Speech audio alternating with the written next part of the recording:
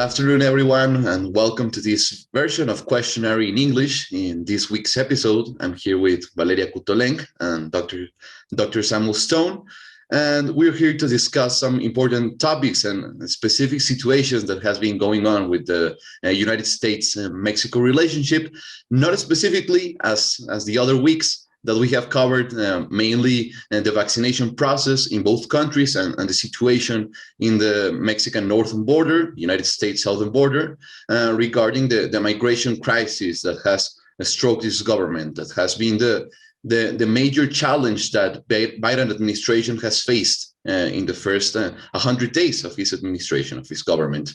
But this week we have topics that, yes, are related with migration and COVID, but that are not happening within the border. We have an announcement that was made by the White House, by the Office of the Vice President, that Vice President Kamala Harris is making her first official state visit to Central America, specifically to this northern triangle that has been referred as the zone where the migration exports countries has concentrated, which is Honduras, El Salvador, Nicaragua, and Guatemala, which are the countries that are sending the most migrants into the southern border of the United States.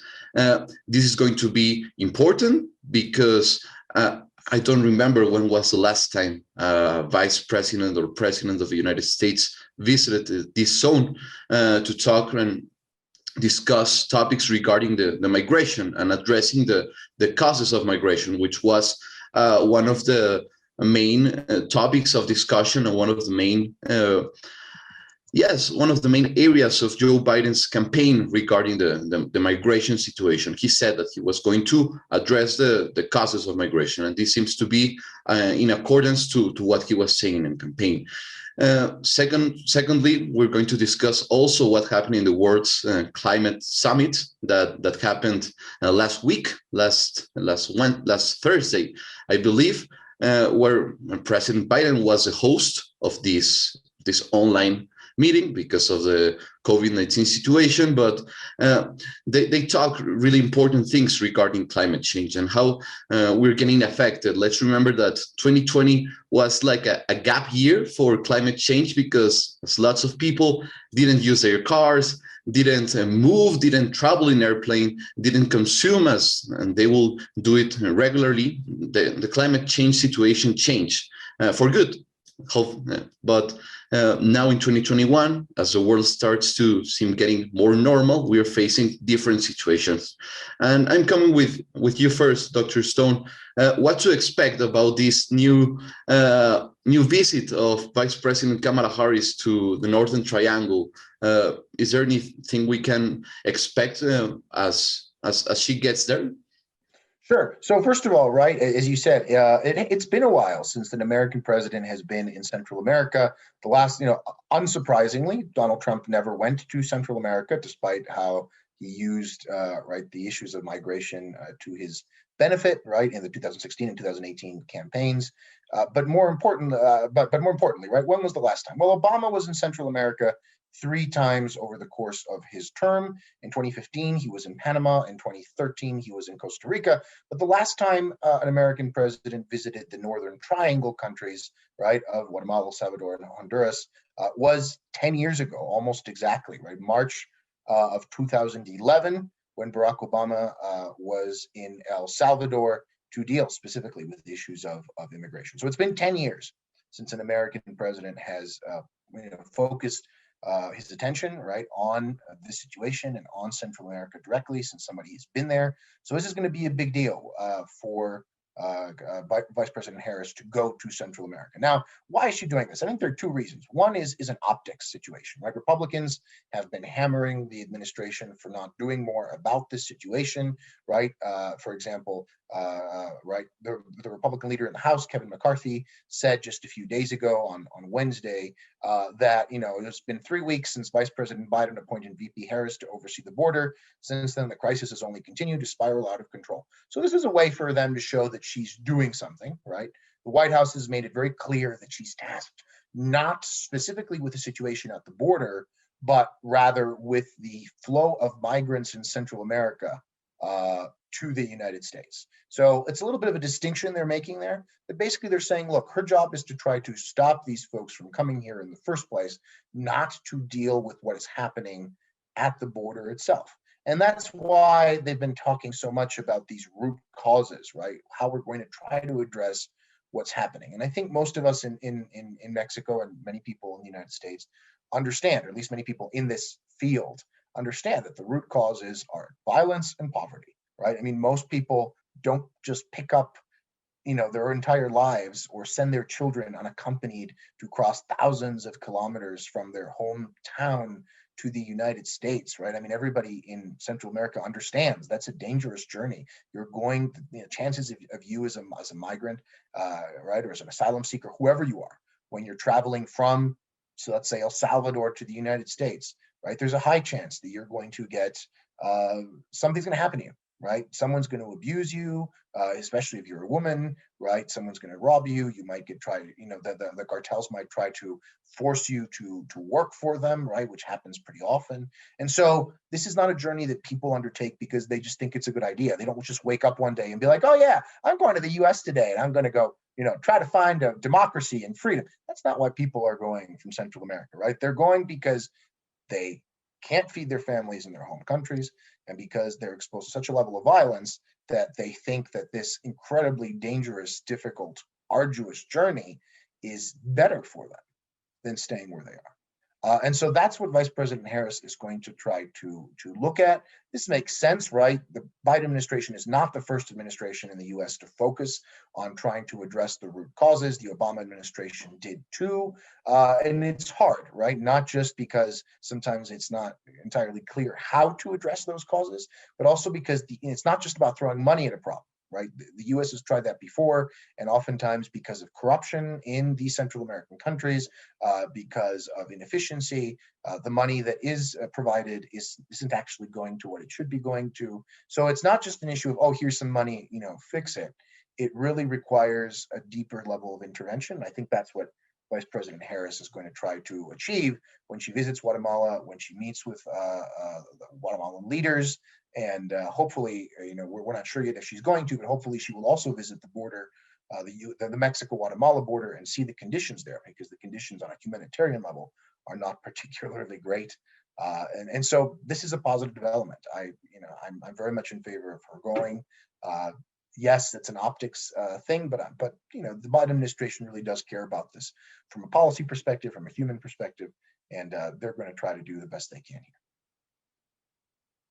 Yeah, I agree. It's like showing a message that they care about the situation in Central America, and they're just not leaving it to USA. Like, it's not going to be just former Ambassador Samantha Power dealing with the expenses of how much it will cost to generate more jobs, or addressing more routes regarding the training of the troops for fighting the violence. I don't believe this is the approach that President Biden wants to take regarding the situation of immigration in Central America, because he has seen, he has experienced it as a vice president, because he was also in charge, not as a way as Kamala is, but he was also aware of the situation that was going on in the southern border. Now that he's president, he wants to take this seriously. And I think that's a positive point, not only for the United States, but also for Mexico. That is the middle country where migrants have to get through for going to the United States. And it's a country where the dangers and the exposure really happens, because let's remember what happened 2 months ago with these Guatemalan migrants that were burned and killed in the border with Tamaulipas and the state of Texas. It was really an unfortunate event, a disgrace, but it shows the reality. It shows the reality that happens to migrants when they try to cross in the United States. So, Valeria, the same questions, but I want to add, how would be the ideal pathway that President Biden should take regarding this situation? Because there will be some critiques saying that this is United States interventionism in Central America at some point.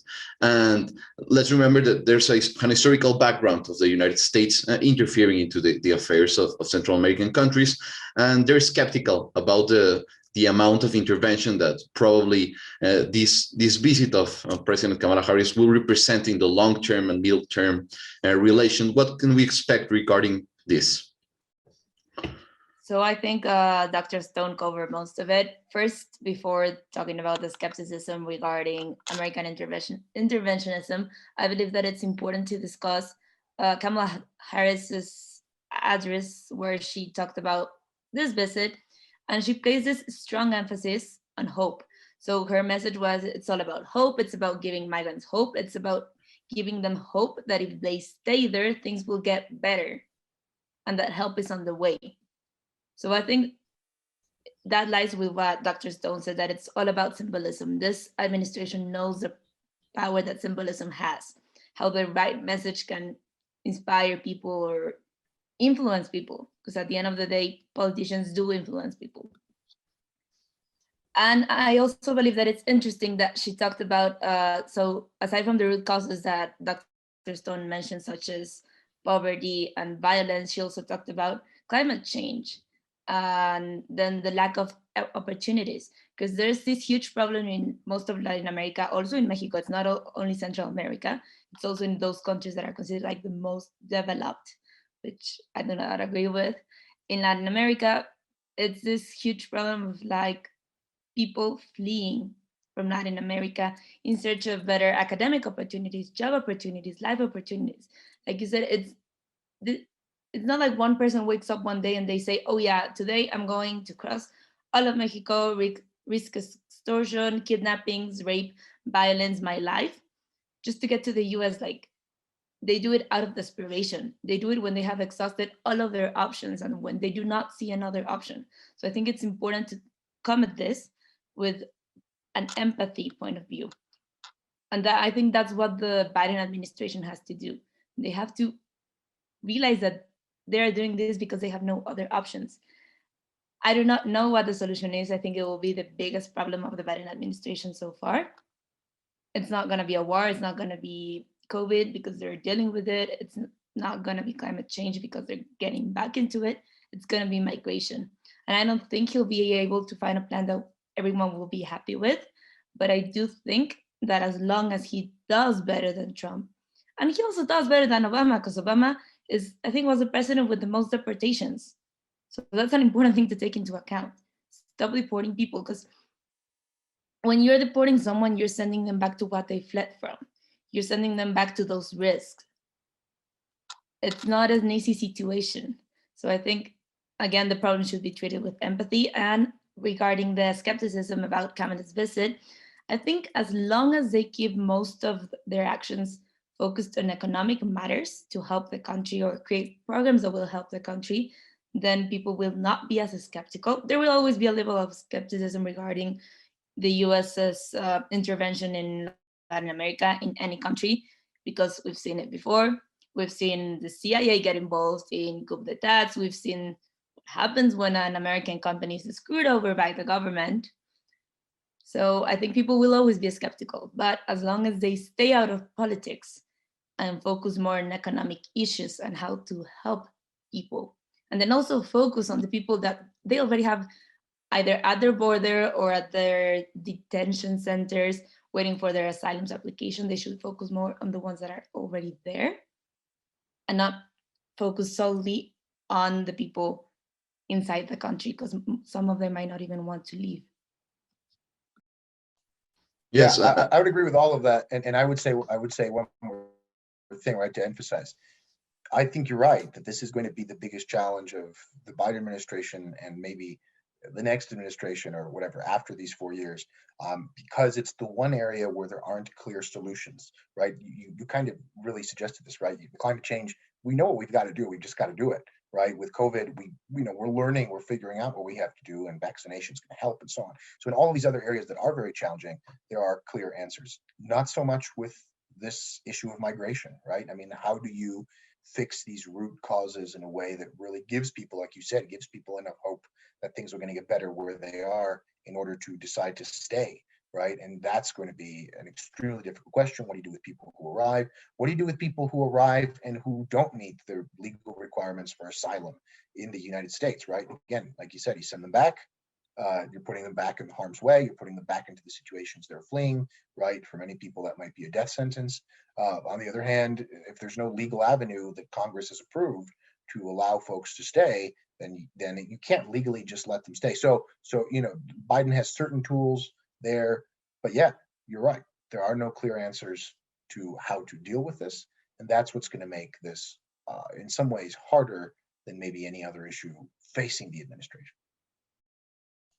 I don't want to say the wrong number, but I believe also President Biden shorted the amount of asylum grants that they were going to give to this year. I think he expected to give 150,000 asylum grants, but he said he was going to short the number. I don't remember quite well, but yes, indeed, it's going to be the largest problem of this administration, and is not one that has an easy solution, as you have already said, that climate change, yes, we have to reduce our consumption, reduce our carbon footprint, but as migration is not something that we can control directly, or is not something that is up to our hands. We cannot go to Central America and magically intervene into the people's head and say, stay in your country, stay in the countries. It's not something that the United States government can actually do. What can they do is address the root causes, such as poverty and insecurity, specifically gang violence, these cartels that are in Central America, as we know, the Maras and all these groups. But sticking with the situation of climate change, last week we had this climate summit, climate world leaders on this climate summit. I don't remember quite well the specific name of the summit, but again, President Biden was being the host of this meeting that wants to really reaffirm the commitment of the United States into the international multilateralism spaces, as Donald Trump didn't use them that much. He basically didn't use them at all. And President Biden recognizes the importance of them, and to being active and having the United States in this active role in this climate change summit.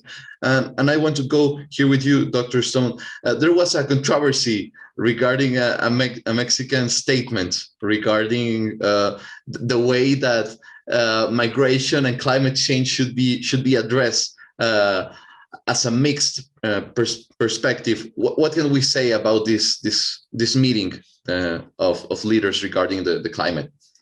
Sure, if it's okay, I'll talk sort of generally about the meeting, and then I'll let Valeria talk about the specifics. I know this is close to her heart, so this is an issue that she cares about. So generally, right, there are a couple things about the meeting to understand. First, one is that this was sort of Biden's chance to show the world that the U.S. really is back into the climate change movement, right, so to speak.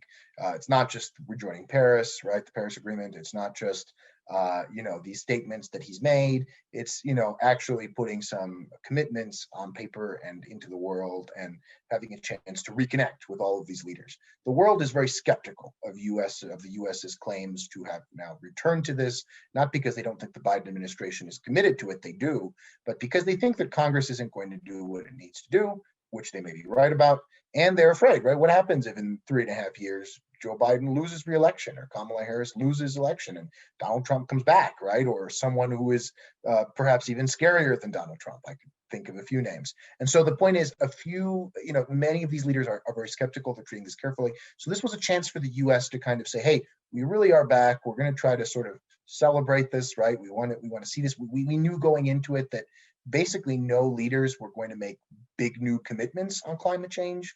The commitments that really were made here by the United States. So this was kind of a way for the Biden administration to say, we're back, we're here, we want to sort of celebrate this, we're going to make these commitments in this very public forum. But most other countries were not prepared to make new commitments, were not prepared to talk about how they've achieved or not achieved, right, their current commitments. And so, the impact on a global level of this summit, I think, is fairly limited, but it does help to reinforce, right, that the US really is back now. About whether the two issues are connected, right, immigration and climate change. The US has said it wants to keep the issues separate, at least in its relationship with Mexico. Are they connected, right, in terms of policy? Sure, right, to some degree, they are, right? Climate change is going to make everything worse, just like you were saying earlier, Valeria was saying earlier. It's going to make migration worse. It's going to make poverty worse. It's going to make crime worse. I mean, it's going to have an impact everywhere, right? But specifically, this specific statement that you want to talk about, I think I'll hand it off to Valeria, and she can tell us more about exactly what happened and why this is as controversial as it is in Mexico. Well, first off, I think it's important to begin with the fact that this climate summit lasted for 2 days. López Obrador believed that he did not have to log in until he was speaking. So instead of being there bright and early, he sent the ever-present Chancellor Marcelo Ebrard, who was also at another summit that happened on the same day regarding vaccines with the Ibero-American countries. But for this, so he was doing his Mañanera conference, which is basically a monologue of President López Obrador, where he says 80% lies, 20% half-truths of what's going on in Mexico. And then when he did decide to speak, he said that Mexico would now be cutting down their import of gas. So, but that is ironic. Why? Because one of his landmark projects is building a refinery. The Dos Bocas refinery is one of his biggest projects of the administration. He's always touting it. And it's like right next to the Tren Maya, it's the biggest thing that his administration is going to do, according to him. So it's ironic to go in a climate change summit, talk about reducing emissions, talk about reducing greenhouse gases, switching to cleaner energies. And then López Obrador is just talking about just not importing gasoline. Why? Because Mexico is going to produce it. So it's the same. It doesn't matter if it's being imported from Venezuela or if it's being imported from the Middle East. It's still going to be the same level of contamination because it's still being made. It's not like he said, oh, we're not going to do it. He just said, we're going to change who does it. And this also comes right with the whole topic of the industrial electric reform, which gives more power to the Federal Commission for electricity, which has been criticized because it will take a lot of power producing capabilities from cleaner energy sources, and also the reform that was passed this week for the hydrocarbons law, which basically it deletes everything that the Peña Nieto's administration did regarding letting Pemex control the market. So they took Pemex as the main, like as the monopoly. They stopped Pemex from being the monopoly, and then other gas companies came into Mexico. But now it's all being reversed. Once again, Pemex is going to have the monopoly. The government's going to be able to suspend the permits to other companies for supplying it, for producing oil. So it's going to be a huge mess. And for a leader that claims to be so left-leaning and the new transformation, this is not a new transformation. Well, it is a transformation, but it's like a transformation going back to Mexico in the 70s. This is not another type of transformation. So rant over regarding his policies. But yeah, it was a mess. His participation was a mess. And he took the opportunity to speak about the Sembrando Vidas program, which he had explicitly been told not to talk about because the topic of the summit was climate change, not migration. But I'll let you discuss that, Antonio.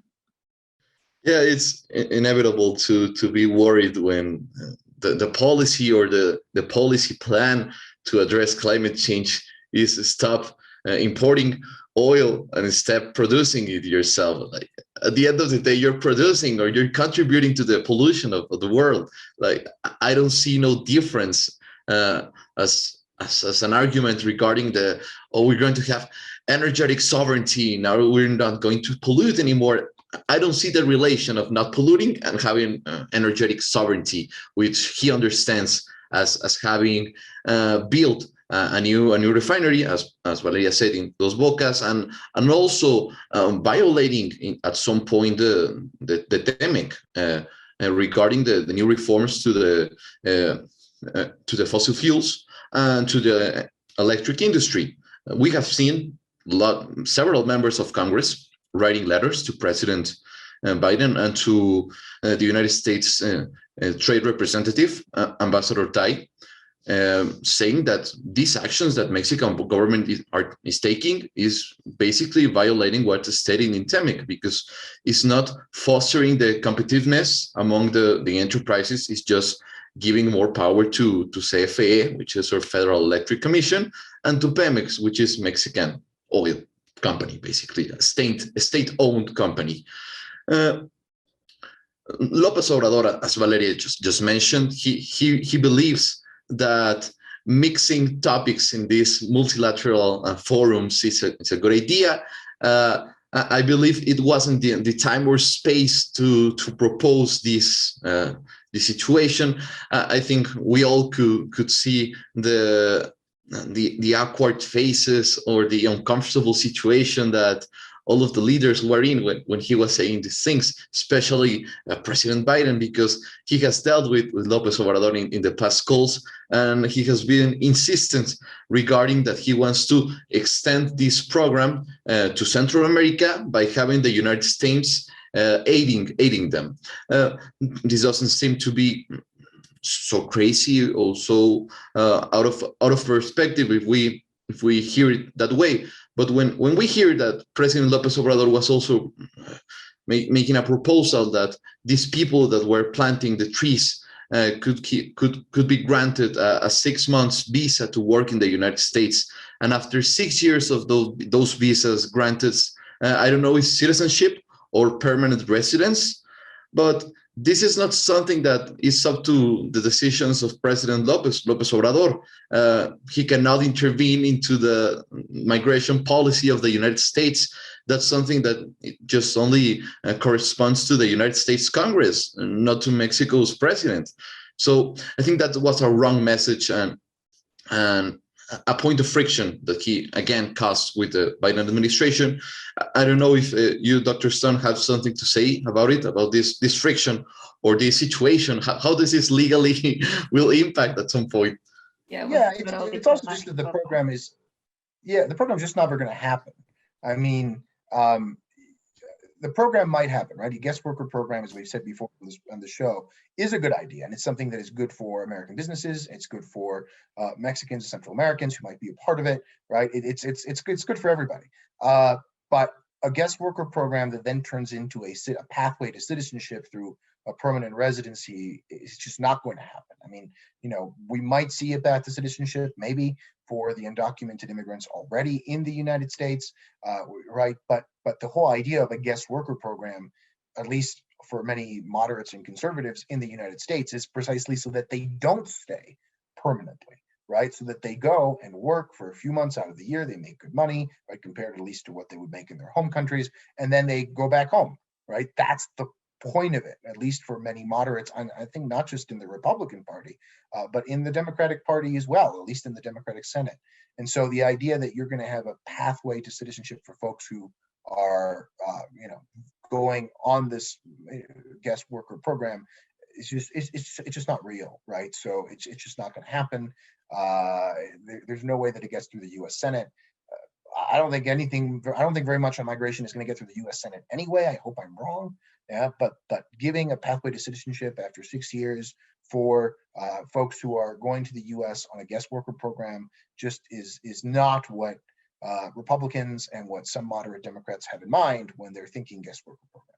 So just from that perspective, I think obviously world leaders can say whatever they want and whatever fora they want. Whether it's a good idea or not to say it is a different question.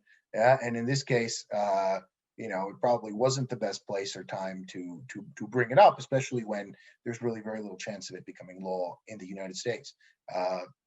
So yeah, I guess at the end of the day, it doesn't bother me that much. I just think it's another sort of example of picking the wrong time and the wrong place to say something on the international stage. It isn't really advancing Mexico's interests very much at all. I agree. And just to wrap up this program that has been pretty interesting, we have discussed lots of topics regarding, again, migration, but also climate change that I do believe is an important issue to be addressed, probably in the top 3 of the agenda. We saw last week that the jury in Minnesota found guilty Derek Chauvin, the cop who murdered George Floyd last April or May. I don't remember.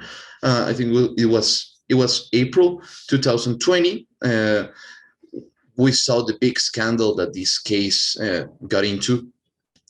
Lots of protests, lots of Black Lives Matter movements regarding the situation and the structural violence that African American people in the United States suffer from a state or systematic level perspective.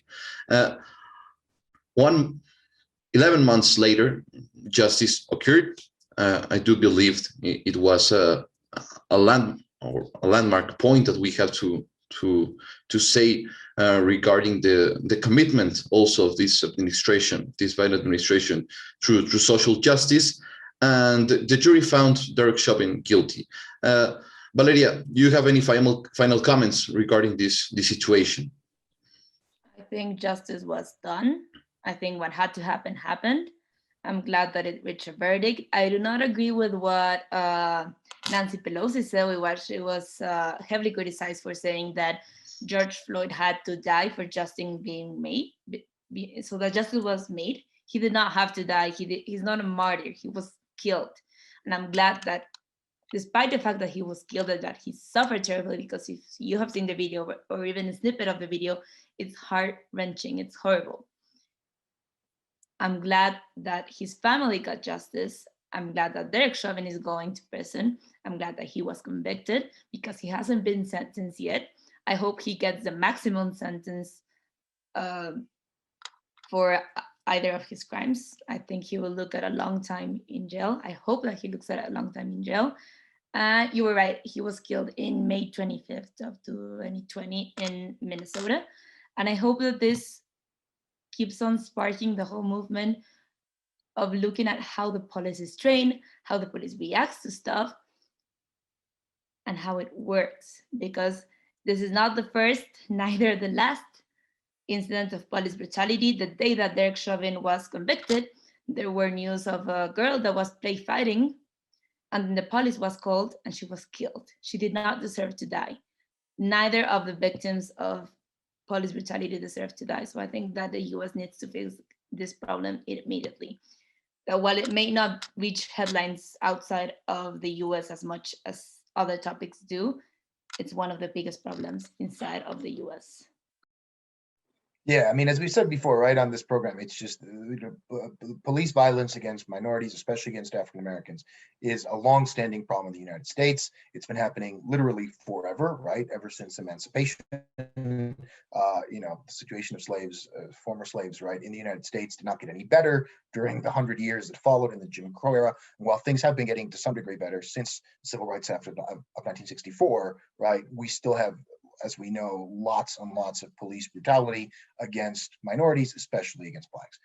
The Derek Chauvin trial and conviction is really historic. I believe he's only the 7th police officer, non-federal police officer, to be found guilty of something in the last 20 years or so. So there really are not very many. And I might have that number off, it might be 6th, but there aren't very many convictions. Most of the time, even when there is video of the incident, police officers, right, who are usually white, get off. The jury either finds them not guilty or cannot come to a consensus, right? All 12 of them in most states have to vote yes on guilt in order to convict. Sometimes there's 1 or 2 people on the jury who simply are refusing to convict, and so the police officer is not convicted. So the fact that he was convicted is a huge deal, right? It's historic. It's important. Hopefully, it will move the conversation forward. How much it'll actually change police practices, I don't know. I mean, like Valeria, just like you just said, right? The video is heart-wrenching. The video is clear. The video is, unquestionable when you watch it, right? And the fact that many of us still were surprised. It was a positive surprise, right? But you're still surprised that he was convicted. Just goes to how deeply entrenched sort of institutional racism is in American society, is in American institutions. And so is this conviction going to change a lot? I don't know. I'm kind of pessimistic about it. I don't know if it's going to really make a huge difference, but it's going to make a difference for the family of George Floyd. And, it's at least the first time, I believe, that one of these cases has been followed this closely, right? Even like the officers, for example, that have killed other high profile, right, African Americans who've become high profile cases of this in the last few years, last 10 years or so. Most of their cases did not gain the same prominence that the Derek Chauvin trial did gain. Justice. Yeah, right. And in most of those cases, there was no justice. So I guess what I'm trying to say here is it's a big deal. It's historic. It needed to happen, right? Is it going to really change how we address these issues of police brutality? I'm not sure. Yeah, but at least it has forced all of us to focus on the issue again. And unfortunately, that seems to be what it takes sometimes, is these terrible situations like the murder of George Floyd and everything that's happened since, to force us as a society to really turn around and look at this. Is that the right thing? Well, no, right? We should be dealing with this long before these murders. That's what it is, right? As the jury decided, this was the murder of George Floyd, as we've been calling it for a long time, right? We need to stop these before they happen. But unfortunately, sometimes what it has taken in the United States is this sort of situation for us to focus on it. How long he's going to get as a sentence, who knows? In Minnesota, so he was found guilty on 3 counts, but 2 of the counts, third-degree murder and second-degree manslaughter, are both what we call lesser included counts in the second-degree murder, which means he's really going to be convicted on second-degree murder, and that's it. And so the maximum penalty he could receive is 40 years. In prison in the state of Minnesota. However, he is a first-time offender, right? He's never been convicted of a crime before, and under state sentencing guidelines, he's more likely to get somewhere in the range of like 10 to 15 years. But still, right, that is a very, very significant difference, right, than him simply getting off, right, and not being convicted and not having to face any justice for what is just so clearly murder. The final thing I'll say, what we need to look at next is what's going to happen to the charges against those 3 police officers who just stood there and watched, right? At the scene of George Floyd's murder, there were 3 other police officers. They stayed and watched. They did not act. They did not intervene. They did not try to stop Chauvin. They didn't say anything. They simply tried to keep the other people who were there watching and filming, non-police officers, away, right, from what was happening, so they could not provide any help. So I'm very curious to see how is a jury going to handle what these police officers did by not intervening, and what that means for the future of these cases in the U.S. Yeah, and it's crazy that the one that filmed this was a teenager of 17 years. Like, the level of trauma that you develop from filming and seeing that live, and then her name kept being brought up. I know that she's a minor, so I do not want to say her name. Do not want to add to all of the things that she's already being talked about, but it was a minor. She was 17 and she filmed that. I have no words, like, and I wish it had stopped something, but it hasn't. Like, there was, aside from the girl that was killed on the same day that Floyd was, there was the case of Donta Wright, who was also killed by police brutality, also in Minnesota. Like, how is it still going on? Yeah, and unfortunately, the African American community is just way too used to this. I mean, it's terrible that this has become sort of a normal part. I mean, people know, right? Put their hands up. For example, there was another case. There's a police officer. There were white police officers who stopped a Black Army officer. He's a Black Army officer, right, in uniform. He was driving his vehicle. I believe it was in Texas. This was a couple months ago, back in December. And they pulled him over because supposedly his back license plate was not visible, except that it was there. Once they pulled up close to him, they could see that. And they immediately, and then they thought he was fleeing, even though he wasn't. So they got out of their car and they pointed a gun directly at him in his vehicle, and they were yelling conflicting orders. One was telling him to get out of the car. The other one was telling him not to put his hands down. Of course, how do you get out of the car without putting your hands down to unbuckle your seatbelt and open the door, right? And eventually, when they pulled him out of the car, he was beat. Right. At one point, one of the officers said that he was. They used a term that I wasn't familiar with, but basically references the electric chair. It was just pretty brutal, and he's now suing. In the end, he wasn't charged with anything, and he's now suing that police officer. But my point is, even as a U.S. Army officer in uniform, Black people in the United States just know that you could be subjected to this sort of treatment. And it's really unfortunate. So I thought about this because you said about the 17-year-old girl who filmed it, right? Unfortunately, this is a trauma that the African-American community carries with it on a regular basis, all the time, at all ages. And it's really something that just needs to end. We're not going to be able to really move forward as a society in the United States until we've resolved, until we've found justice for the centuries of injustice against minorities, different minority groups in general, but in particular against African Americans. Yeah, I believe that the most important point is that justice prevailed in this case. It should prevail in all cases.